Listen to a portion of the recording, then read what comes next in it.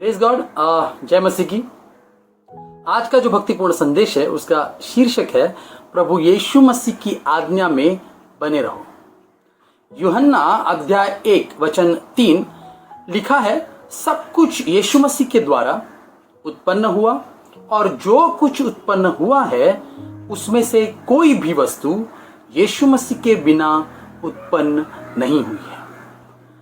कोई भी इंसान, फिर चाहे वो मसीह हो या गैर मसीह हो, हर किसी को यीशु मसीह के वजह से ही जीवन मिला है। आमीन। दरअसल हमारा अस्तित्व उसके वजह से है। उसके बगैर हम कुछ भी नहीं है।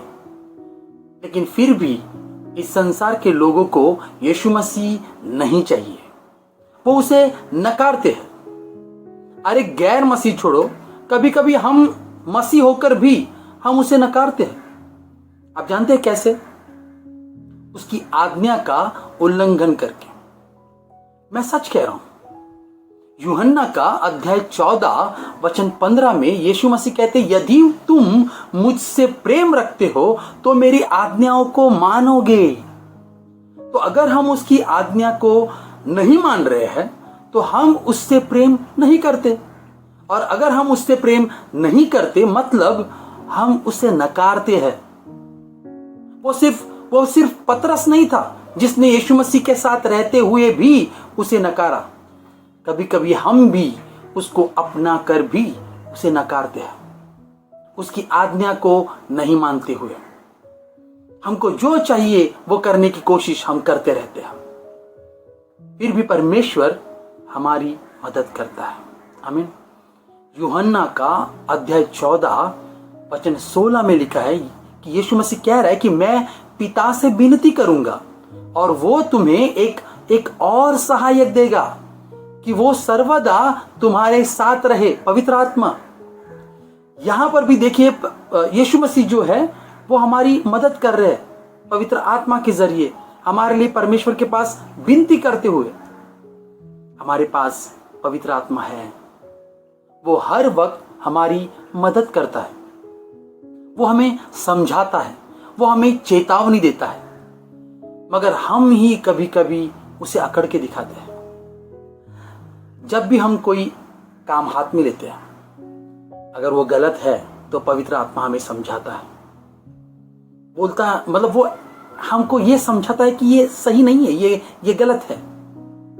हम इसे अपने मन में महसूस करते हैं। वो पवित्र आत्मा है, वो हमें रोकता है, मगर वो सिर्फ गलतियां नहीं निकालता, बल्कि वो ये भी बताता है कि सही क्या है। दरअसल वो चाहता है कि अगर हमने यीशु को अपनाया है तो सही मार्ग पर चलना हमारा काम है। दोस्तों, हम परमेश्वर की आज्ञा और उसके वचनों से अलग रहकर परमेश्वर में नहीं बने रह सकते।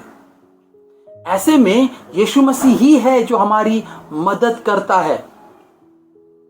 यहूदा का अध्याय 1 वचन 24 में लिखा है, अब जो तुम्हें ठोकर खाने से बचा सकता है, यानी कि यीशु मसीह, और अपनी महिमा की भरपूरी के सामने मगन और निर्दोष करके तुम्हें खड़ा कर सकता है। किसके सामने? परमेश्वर के सामने।